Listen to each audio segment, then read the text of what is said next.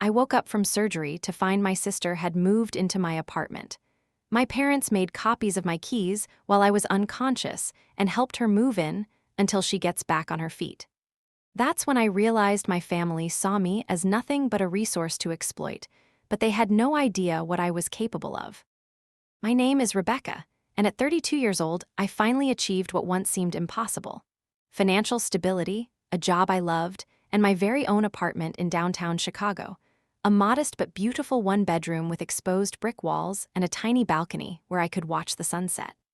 After years of struggling with student loans and sharing cramped apartments with random roommates who stole my food and never cleaned the bathroom, having my own space felt sacred. I should have been enjoying this hard-won independence, but instead, I found myself trapped in a hospital bed, recovering from emergency surgery while my family invaded the sanctuary I had built. The recovery process would take weeks, but rebuilding the trust they shattered would take much longer, if I even wanted to try. If you've ever had family members who believed your boundaries existed only for their convenience, let me know where you're watching from. Hit that like button and subscribe to join a community that understands that sometimes the deepest wounds come from the people who claim to love you most. For the past 6 years, I have worked as a graphic designer at Horizon Creative, a mid-sized marketing agency in Chicago. I started as an entry-level designer, often working nights and weekends to prove myself, taking on the clients nobody wanted, and building a reputation for turning even the most difficult projects into success stories. 3 months ago, I had finally been promoted to senior designer with a salary increase that allowed me to move out of my shared apartment and into my place. My apartment wasn't huge, under 700 square feet, but it was mine. Every piece of furniture, every art print, every throw pillow had been selected.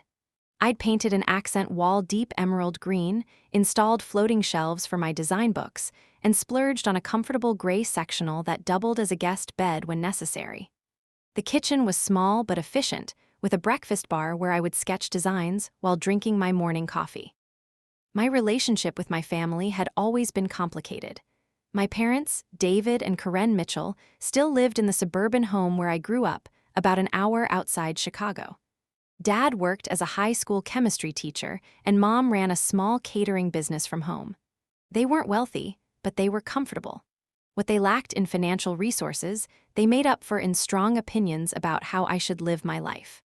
Then there was my younger sister, Megan, 29, the eternal family favorite despite, or perhaps because of her tendency to create chaos wherever she went. Where I was responsible, methodical, and self-reliant, Megan was impulsive, charming, and in need of rescue. Her pattern was predictable: move to a new city, find a new boyfriend, quit her job for some exciting opportunity that never materialized, then call our parents when the money ran out. They would swoop in, bail her out, and the cycle would repeat. "Rebecca is so capable," my mother would say, as if my independence were a reason to offer me less support rather than more respect. "She doesn't need our help like Megan does." I had learned to accept this dynamic, maintaining a cordial but distant relationship with my family. Sunday phone calls, occasional holiday visits, and maintained boundaries. I never asked them for money, rarely shared my struggles, and kept the details of my life vague. It was easier that way. The trouble began 3 weeks ago with a pain in my abdomen that I dismissed as food poisoning or stress. I was working on a major campaign for a new client, pulling long hours and existing on coffee and takeout. The pain grew worse, radiating from my right side until it became unbearable. When I started vomiting and running a fever, I finally called an Uber to take me to the emergency room. "Classic appendicitis," the ER doctor said after examining me and reviewing my scans. "We need to get you into surgery right away. It hasn't ruptured yet, but we don't want to wait." Everything happened after that. I signed consent forms, called my boss to explain my absence, and was wheeled into the operating room before I'd processed what was happening. I remember the anesthesiologist telling me to count backward from 10, making it only to 8 before darkness claimed me. When I woke up, groggy and disoriented, a nurse was checking my vital signs. "Your surgery went well," she said with a professional smile. "The doctor will be by shortly to explain everything, but we were able to remove your appendix. You'll need to stay overnight for observation." I nodded, my mouth dry and my thoughts fuzzy. As the anesthesia wore off, the pain in my abdomen became more pronounced, though dulled by whatever was flowing through my IV. "Your parents are in the waiting room," the nurse added. "Would you like me to send them in?" I was surprised. I hadn't called my parents, hadn't called anyone except my boss. How did they know I was here? "The hospital contacted them," she explained, seeing my confusion. "You listed your mother as your emergency contact." That was true.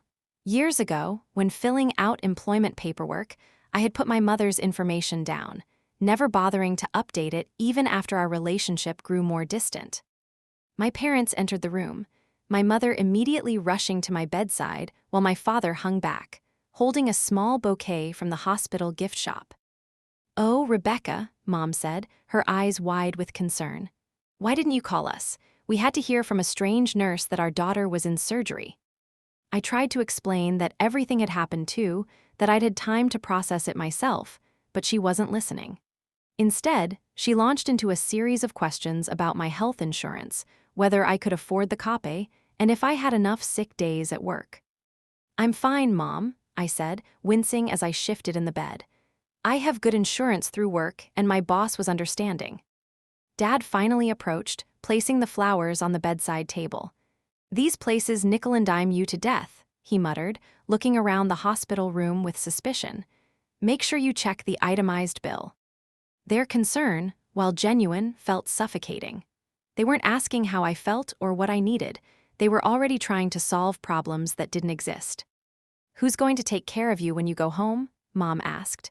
"You live alone. You can't manage by yourself after surgery." "I'll be fine," I insisted. "The doctor said recovery from laparoscopic surgery is usually pretty quick. I can work remotely for a week or so." My mother shook her head. "Don't be ridiculous. You need someone to help you. I could come stay with you, but with my catering event this weekend." "I don't need." "I know," she interrupted, her face brightening. "Megan can stay with you. She's between jobs right now, and it would be perfect. She could help out until you're back on your feet." The mere suggestion sent a wave of anxiety through me that was stronger than my post-surgical pain. Megan, staying in my apartment? The sister who had borrowed my clothes without asking throughout our childhood, who had read my diary and told everyone my secrets, who had never respected a boundary in her life. "That's not necessary," I said. "I have friends in the city who can check on me." "Friends aren't family," Dad said, as if that settled the matter. "Megan already said she's happy to help. She's driving into the city now." I tried to protest further, but the pain medication was making me drowsy, and arguing with my parents had always been like trying to swim upstream. Before I drifted off to sleep, I heard my mother ask, "Do you have a spare key to your apartment? We should get things ready for when you're discharged." In my medicated haze, I remember pointing to my purse, where my keys were kept, before succumbing to exhaustion. That was my first mistake. I was discharged from the hospital the following afternoon with prescriptions for pain medication and antibiotics, instructions to rest, and a follow-up appointment scheduled for the following week. My parents and Megan were there to drive me home, fussing over me in a way that might have seemed caring to an outsider, but felt suffocating to me. "We got you all set up," Megan said from the front seat as Dad drove. "Mom brought some of her chicken soup, and I picked up your prescriptions already." "Thank you," I said, trying to sound grateful despite the unease growing in my stomach. I hadn't agreed to Megan staying with me, yet they all seemed to be operating under the assumption that it was happening. When we arrived at my apartment building, Dad pulled up to the entrance. "You two go ahead," he said. "I'll park and bring up your bag from the hospital." Megan helped me out of the car, supporting me as we walked to the elevator. I was still sore, moving to avoid pulling at my incision sites. "I'm so excited to see your new place," she said. "Mom said it's cute." "When did Mom see my apartment?" I asked, confused. "Oh, last night. We came by to set things up while you were still in the hospital. Dad made a copy of your key at the hardware store so we could get in." I froze, my hand halfway to the elevator button. "You made a copy of my key without asking me." Megan looked puzzled by my reaction. "Well, yeah, how else were we going to get your place ready? Don't worry, we didn't snoop or anything." But I knew that wasn't true. Snooping was Megan's default setting. The elevator arrived and I stepped in, trying to process this violation. They had been in my home, my private space, without my permission, had gone through my things, made copies of my keys. The thought made me feel violated in an almost physical way. When Megan unlocked my apartment door, with her copy of my key, I noted I was met with several shocks at once. First, there were obvious signs that someone had been living there. A makeup bag splayed open on my bathroom counter, unfamiliar shoes by the door, a laptop and charger on my dining table. Second, things had been moved.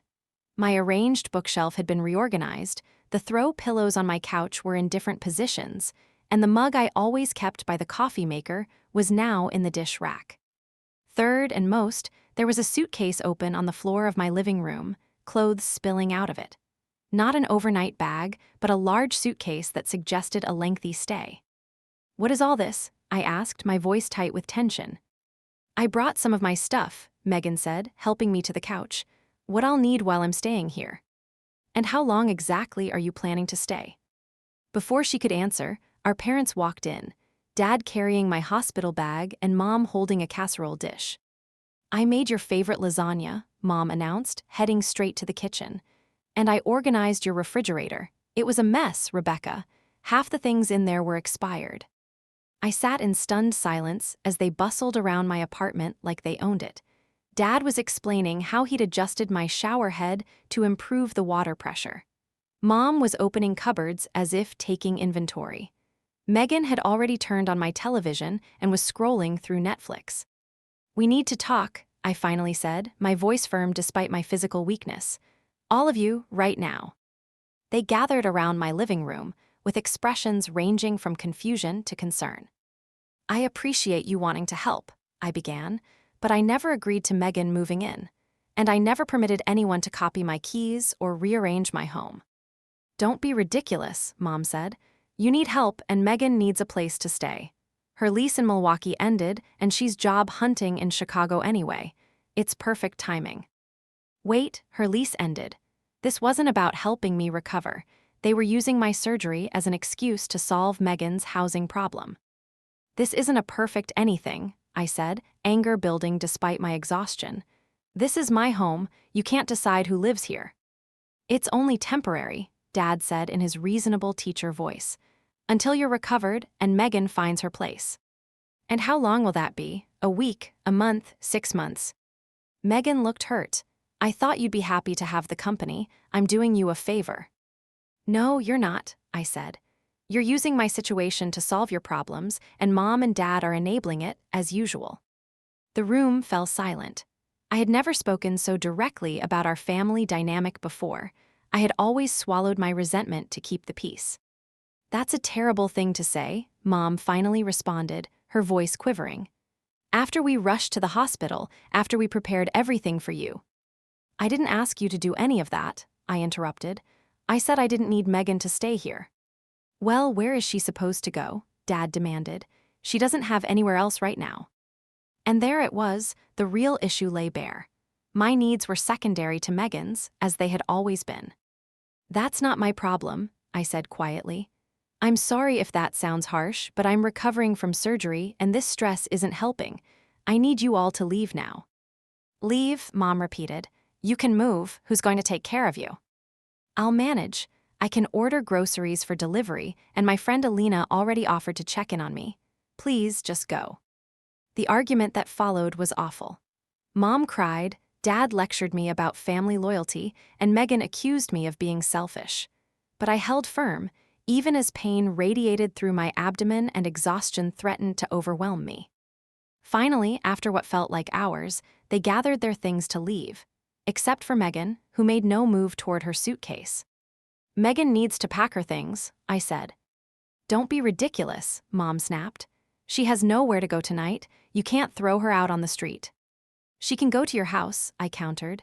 "It's only an hour away." "We've already converted her room into my catering storage," Mom admitted.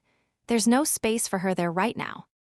I closed my eyes, fighting against the combination of physical pain and emotional manipulation. "One night," I finally conceded. "She can stay tonight on the couch and figure out something else tomorrow." They left reluctantly, with Mom promising to call in the morning to check on me. As the door closed behind them, I let out a breath I didn't realize I'd been holding, then winced at the pain the deep breath caused. Megan stood awkwardly in the living room, her expression a mixture of anger and embarrassment. "You didn't have to humiliate me like that," she said. "And you didn't have to try to move into my apartment without asking," I replied, too tired for niceties. "I'm going to bed. We'll talk about this tomorrow." I made my way slowly to my bedroom, relieved to find it untouched. As I carefully changed into pajamas, mindful of my incision sites, I heard Megan moving around in the living room, the sounds of her unpacking rather than preparing the couch for sleep. Despite my exhaustion, sleep didn't come easily. Every noise from the living room jolted me awake, my mind racing with anxiety about what boundaries Megan might be crossing. Was she going through my mail, looking at my laptop, trying on my clothes? The next morning, I awoke to the smell of coffee and the sound of voices in my living room. Voices, plural. With a sense of dread, I slowly got out of bed, put on my robe, and made my way down the short hallway. There, sitting on my couch with coffee mugs in hand, were my parents. And spread across my living room floor were Megan's belongings, far more than had been there the night before. Clothes, shoes, makeup, even framed photos. "Good morning, sweetie," Mom said brightly. "How are you feeling? We brought bagels." I stared at them in disbelief. "What are you doing here? And what is all this?" "We brought the rest of Megan's essential things," Dad explained, as if this were perfectly reasonable. "She couldn't fit everything in one trip." "I told you she's not staying here," I said, my voice dangerously calm. "One night, that was our agreement." "Rebecca, be reasonable," Mom sighed. "Where is she supposed to go?" "That's not my problem," I repeated, though even as I said it, I knew how cold it sounded. But years of being the responsible one, of watching Megan get laid out time and again while I worked through my problems alone, had hardened something in me. "Actually," Megan interjected, emerging from my bathroom with wet hair wrapped in my towel, "I have great news. I have a job interview tomorrow at that new tech startup downtown. It's perfect timing that I'm staying here." "That's wonderful," Mom exclaimed.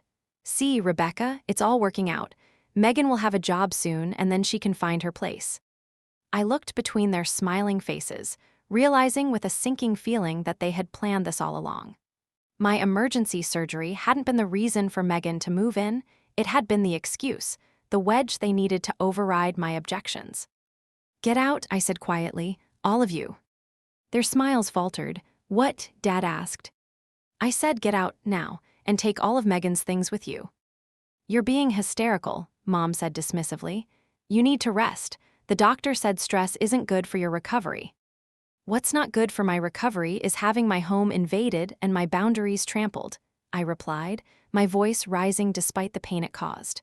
"I want my keys back, and I want you to leave." "We're not giving you back the keys," Dad said firmly. "What if something happens to you? We need to be able to get in." "If something happens to me, I'll call 911, not you," I snapped. "The keys, now." A tense standoff followed, with my parents exchanging worried glances while Megan stood awkwardly clutching my towel. "If you don't leave," I said, reaching for my phone, "I'm calling the police and reporting you for trespassing."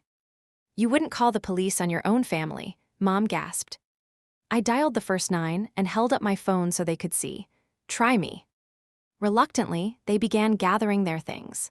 Megan disappeared into the bathroom and emerged dressed a few minutes later, her wet hair soaking the shoulders of her shirt. "This is cruel, Rebecca," Dad said as they prepared to leave. "After all we've done for you." "What exactly have you done for me?" I asked quietly. "In the past 5 years, what support have you given me? I put myself through college, I found my job, I dealt with my problems. The one time I needed help, genuine help, not your version of it, you tried to use it as an opportunity to solve Megan's problems instead." Mom looked stricken. "That's not fair." "Isn't it? Be honest, Mom. If I hadn't had surgery and Megan's lease had still ended, would you have asked me to let her move in?" Her silence was answer enough. "I want my keys," I repeated. "All copies." "We only have one each," Dad admitted, "but it's not safe for you to be alone right now." "The keys," I insisted, my hand outstretched. Grudgingly, they handed over 2 keys, one each from my parents. I looked at Megan expectantly. I don't have it with me, she claimed. It's in my other purse. Then go get it and bring it back today, I said, or I'm changing the locks. They left in a cloud of hurt feelings and muttered recriminations, promising to return later with Megan's key and to check on me. As the door closed behind them, I sank onto my couch, physically and emotionally drained. But I knew this wasn't over. My family had never respected my boundaries before. A single confrontation wouldn't change that. And sure enough, when I checked my bathroom after they left, I discovered Megan had used my expensive face products and left wet towels on the floor. In the kitchen, there were dirty dishes in the sink that hadn't been there the night before. They would be back, and I needed a plan. Despite my physical weakness, I spent that afternoon making calls. First to a locksmith, who arrived within hours to change my locks. It cost nearly $300, money I hadn't budgeted for, but it was worth every penny for the security it provided. Next to my building's management company, explaining that my keys had been lost and requesting that any spare keys they had also be replaced. Then, to my friend Alina, who agreed to pick up groceries and check in on me daily. By evening, I had new keys, a restocked refrigerator thanks to Alina, and a growing sense of resolve.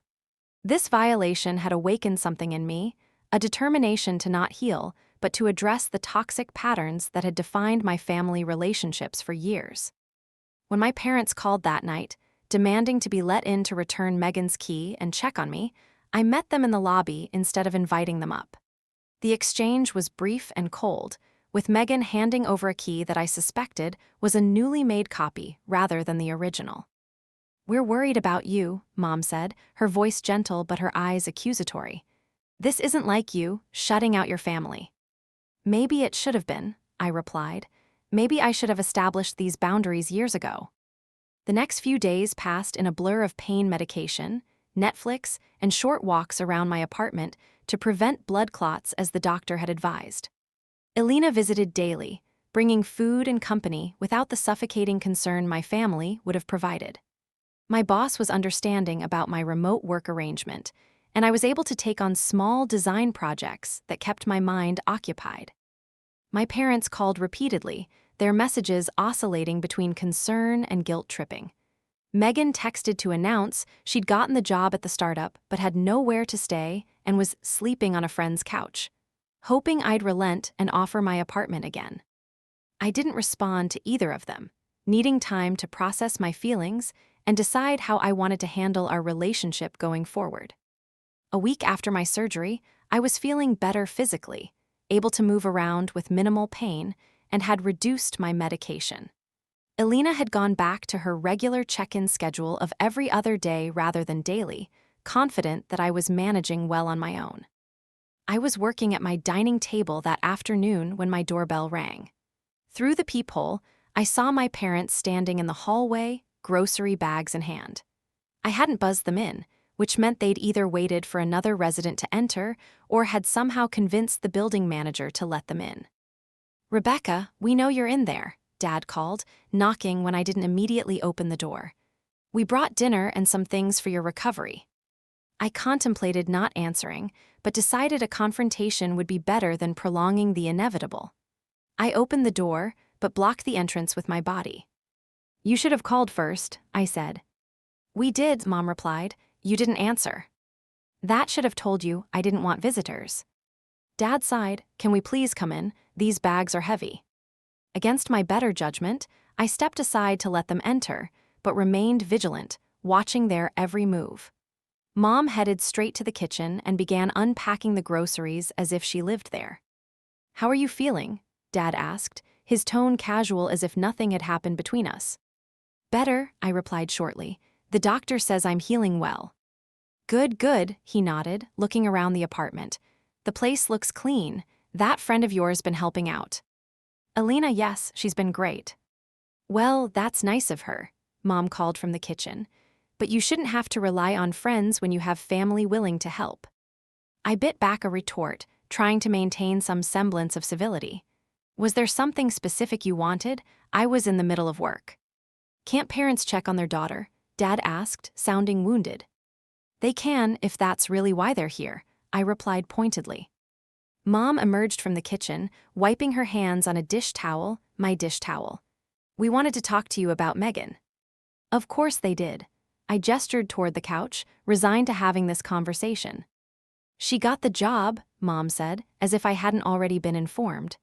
"It's a good position, with benefits, but the commute from our house is over an hour each way, and with the early start times." "No," I said, cutting her off. "She is not moving in here." "Just temporarily," Dad insisted. "A month at most, until her first few paychecks come in and she can afford her place." "This isn't negotiable," I stated. "My answer is no, I'm not living with Megan." "Why are you being so selfish?" Mom demanded, her voice rising. "She's your sister, family helps family." Where was that philosophy when I was struggling through college, or when I couldn't afford my first apartment security deposit, or when I had to work 2 jobs to make ends meet? I asked quietly. The help in this family only seems to flow in one direction. "That's different," Dad protested. "You never asked for help." "Because I knew it wouldn't be given," I replied, the truth of it settling heavily in my chest. "Not to me." A tense silence filled the room, broken only by the sound of my laptop notification pinging on the dining table. "We've always treated you both equally," Mom finally said, though her voice lacked conviction. "No, you haven't," I countered. "You've consistently prioritized Megan's needs and wants over mine. You've enabled her poor decisions while expecting me to solve my problems. And now, when I'm recovering from surgery, your primary concern is still finding housing for Megan rather than supporting my recovery." "That's not true," Dad insisted. "We're concerned about you too. So concerned that you made copies of my keys without permission. So concerned that you tried to move Megan in against my explicit wishes. So concerned that you're here now, a week after my surgery, trying to pressure me into housing her." They exchanged uncomfortable glances, unable to refute the truth of my words. "Look," I continued, softening my tone slightly. "I love Megan despite everything. She's my sister. But our dynamic is unhealthy, and it has been for years. I need space from all of you right now to heal both physically and emotionally." "Space from your family?" Mom repeated, tears welling in her eyes. "We're all you have, Rebecca." "That's not true," I said. "I have friends who respect my boundaries. I have colleagues who value my work. I have a life that I've built on my own. And right now, what I need most is for you to respect my decisions about my own home and my recovery." The conversation circled painfully for another hour, with my parents alternating between guilt tactics, appeals to family loyalty, and occasional glimpses of genuine concern for my well-being. Eventually, they left with promises to give me time, but veiled warnings that I would regret pushing away my family. As I locked the door behind them, I felt both drained and strangely empowered. For perhaps the first time in my adult life, I had stood firm against their manipulation. I had protected my boundaries, even when it was difficult. It was a small victory, but a significant one. The following days brought an escalation I should have anticipated, but somehow didn't. First came the text messages from extended family members, aunts, uncles, cousins, all expressing concern about my mental state and urging me to reconcile with my parents. Then came emails from my parents themselves, lengthy missives detailing all they had sacrificed for me over the years and how hurt they were by my cruel rejection of family. The final straw came 3 days later, when I received a call from my building manager.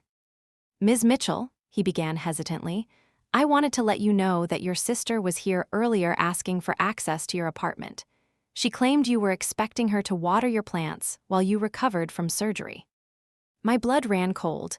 "I hope you didn't let her in," I said. "No, ma'am. After our conversation last week about unauthorized key copies, I denied her entry. But she was persistent, said it was a family emergency." "Thank you for respecting my wishes," I replied, making a mental note to send the manager a gift basket. "If anyone from my family tries to gain access again, please call me immediately." I hung up feeling violated all over again. Despite the new locks, despite our conversations, they were still trying to invade my space. Something had to change, not just my locks, but the fundamental nature of our relationship. That evening, I received an email from my boss with surprising news. A major client had requested me for their rebranding project, which would require a week-long trip to their headquarters in San Francisco. Under normal circumstances, I would have been thrilled by this recognition of my work. Now, despite being only 2 weeks post-surgery, I saw it as an opportunity, a chance to physically remove myself from this situation and gain perspective. After consulting with my doctor, who approved travel as long as I took it easy, I accepted the assignment. I didn't tell my family I was leaving town, didn't update my social media, and didn't give them any way to track my movements. The week in San Francisco was transformative. Away from the immediate pressure of family expectations, surrounded by colleagues who valued my professional contributions, I felt like myself again. The client loved my design concepts. My boss was impressed with my handling of the project despite my recent surgery, and I even managed to enjoy some gentle sightseeing when work was done. More importantly, I had time to think clearly about my family situation and what I wanted going forward. I realized that I had been complicit in our dysfunctional dynamic by never explicitly naming it, by swallowing my resentment to keep the peace, by allowing small boundary violations that inevitably led to larger ones. I spoke with a therapist via a telehealth app, describing the situation and asking for strategies to establish healthier relationships. The validation from an AIM professional was surprisingly emotional, hearing someone say, "Yes, those were inappropriate violations of your boundaries," brought tears to my eyes that I hadn't allowed myself to shed before. By the time my flight landed back in Chicago, I had a plan.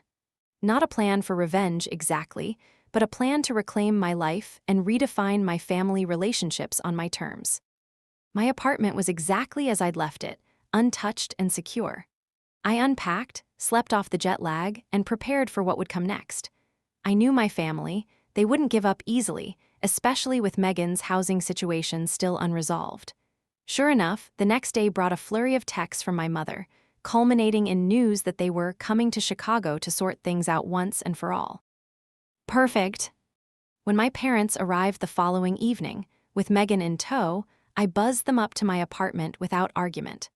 I had prepared the space, cleared the dining table of work materials, set out glasses of water, and arranged the furniture to create a neutral meeting space. "Thank you for coming," I said as they entered, my professional voice catching them off guard. They had expected another confrontation, not this calm, controlled welcome.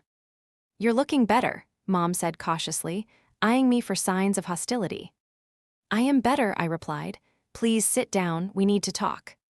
They exchanged glances but complied, arranging themselves on my sectional while I took the armchair opposite them. The power dynamic was immediately different, me facing them, rather than being surrounded. "I've been doing a lot of thinking," I began, "about our family and my place in it. The events surrounding my surgery brought a lot of issues into focus that I've ignored for too long." "If this is about Megan staying here," Dad started, but I held up a hand to stop him. "This is about much more than that," I said. "This is about patterns that have existed for decades. This is about respect and boundaries and what we owe each other as family members." I took a deep breath and continued, my voice steady. "For as long as I can remember, there's been an imbalance in how you treat Megan and me. From me, you expect self-sufficiency, responsibility, and independence. From Megan, you expect none of those things. You reward her dependence with attention and support, while my independence is taken for granted." "That's not," Mom began, but I cut her off. "Please let me finish. When I needed help in college, you told me to figure it out. When Megan dropped out, you paid her rent. When I struggled to make ends meet at my first job, you suggested I get a roommate. When Megan quit her third job in a year, you sent her money. These aren't isolated incidents, they're a pattern." My family sat in uncomfortable silence, unable to deny the truth of my words. What happened with my apartment keys was a violation, not of my privacy, but of my autonomy as an adult. You didn't see my home as my space. You saw it as an extension of family property that could be allocated according to need. According to Megan's need. Megan shifted uncomfortably on the couch, avoiding my gaze. "I'm not saying this to hurt anyone," I continued, my voice softening. I'm saying it because if we want any kind of healthy relationship going forward, these patterns need to be acknowledged and changed. What exactly are you saying? Dad asked, his defensive tone concealing anxiety. I'm saying that I love you all, but I need to establish clear boundaries. I will no longer accept having my space, my time, or my resources treated as communal family property. I won't be the backup plan when Megan's choices create problems, and I won't continue in a relationship where my independence is used against me rather than respected. I reached beside my chair and pulled out 3 envelopes, handing one to each of them. "What's this?" Mom asked, looking at the sealed envelope with suspicion. "Open it," I said.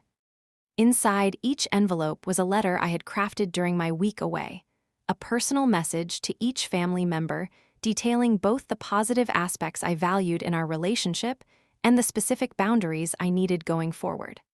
Also included was a check $500 for my parents, $1,000 for Megan. "I don't understand," Megan said, staring at the check. "What is this for?" "For Megan, it's first and last month's rent on a studio apartment. I've researched affordable options near your new job, and that amount should cover the security deposit and initial costs. For Mom and Dad, it's to help offset any expenses you've incurred housing Megan longer than expected." Their shocked expressions might have been comical under different circumstances. "You're helping Megan find an apartment?" Dad asked. "I'm helping her help herself," I clarified. "I've included information on 3 available studios in her price range, as well as the contact information for the property managers. But she needs to make the calls, fill out the applications, and handle the process herself." Megan looked at the list of apartments with a mixture of surprise and suspicion, as if searching for the catch. "Why would you do this after everything that's happened?" "Because you're my sister, and I do care about you," I replied. "I don't want you to fail or suffer. I refuse to have my boundaries violated in the name of helping you. This way, you get the fresh start you need, and I maintain the independent life I've built." My parents exchanged glances, clearly struggling to process this unexpected turn of events. "There's one more thing," I said, reaching for a final envelope on the side table. "This contains the receipts for changing my locks, copies of the emails I sent to building management revoking all access permissions for anyone but myself, and information about the security camera I've installed at my front door." "A security camera," Mom repeated, looking hurt. "You don't trust us that much." "You made unauthorized copies of my keys and attempted to move someone into my home without permission," I replied. "So no, in this specific area, I don't trust you right now. Trust has to be rebuilt over time through actions that show respect for boundaries." The conversation that followed was difficult but productive. For the first time, we spoke about our family dynamics without the usual deflections and justifications. There were tears, particularly from my mother, when I described how it felt to always be the responsible one, yet never receive the support given to Megan. There was defensiveness, especially from my father, when I pointed out specific instances of favoritism over the years. And from Megan, there was something unexpected, a grudging acknowledgement that perhaps she had relied too on our parents' intervention rather than developing her problem-solving skills. "I never thought about how it affected you," she admitted. "When they would bail me out of situations, I knew they would, so I never had to consider other options." "And that hasn't served you well in the long run," I said. "You're smart and capable, Megan. You don't need to be rescued all the time." By the time they left 3 hours later, we had reached a fragile understanding. They had agreed to respect my physical boundaries about my apartment. I had agreed to maintain regular contact through weekly phone calls. Megan had accepted the apartment hunting help with a promise to handle the process herself rather than relying on our parents to do it for her. It wasn't a perfect resolution. Years of established patterns don't change overnight, but it was a beginning. Over the following weeks, our new boundaries were tested. My parents happened to be in the neighborhood more often than was plausible. Megan called with minor crises, hoping I would solve them for her. But each time, I reinforced the boundaries we had established, offering emotional support without taking responsibility for their problems. To my surprise, Megan did follow through on apartment hunting, securing a small studio within walking distance of her new job. It wasn't glamorous, but it was affordable on her entry-level salary, and she seemed proud of having navigated the rental process on her own. "I used your checklist for what to look for in a lease," she told me during our first civil phone conversation in weeks. The property manager was impressed that I asked so many specific questions. "Good for you," I said and meant it. 3 months after my surgery, fully recovered physically and was making progress emotionally, I invited my family to dinner, not at my apartment, but at a neutral restaurant downtown. It was the first time we had all been together since the confrontation in my living room. The conversation was sometimes awkward, tense, but different from our previous interactions. My parents made visible efforts to ask about my work, to acknowledge my recent promotion, to treat me as an adult with achievements worth celebrating rather than the reliable daughter who never needed attention. Megan shared updates about her job and apartment without asking for money or help, a small but significant change in her typical conversation pattern. As we finished dessert, my father cleared his throat. "I have something for you, Rebecca," he said, reaching into his pocket and pulling out a small gift-wrapped box. I opened it to find a keychain with a small silver pendant in the shape of a key. "It's not a real key," he said, seeing my expression. "A symbol. Your mother and I have been thinking about what you said about respect and boundaries. We want you to know we're trying to understand, even when it's difficult." I turned the pendant over in my hand, noting the word engraved on the back: respect. "Thank you," I said, touched by the gesture. "That means a lot." As we parted outside the restaurant, Mom hugged me a beat longer than usual. "I'm proud of you," she whispered, "not for your career success, but for standing up for yourself, even when it was against us." It wasn't a perfect resolution. There would still be difficult conversations ahead, moments of backsliding into old patterns, negotiations, and compromises as we established a new kind of family relationship. But standing there on the sidewalk, watching my parents and sister walk toward their car, I felt something I hadn't expected to feel again so soon: hope. I don't hope that they would suddenly become different people, or that our family dynamic would transform overnight. But hope that by finally speaking my truth and holding firm to my boundaries, I have created space for something healthier to grow in place of the old resentments and expectations. My phone buzzed with a text from Alina. "How did dinner go? Need rescue?" I smiled and typed back, "No rescue needed. For the first time in forever, I think we heard each other." As I walked to my car, keys in hand, my keys to my apartment, my sanctuary, I felt the weight of the small silver pendant against my palm. It wasn't about forgiveness, exactly. It was about recognition. Recognition that sometimes the people who hurt us most are capable of change, however slow and imperfect that change might be. And recognition that by standing firm in my worth, I had not lost my family. I had given us all the chance to build something better. Have you ever had to establish difficult boundaries with family members who refused to respect your space? How did you handle it?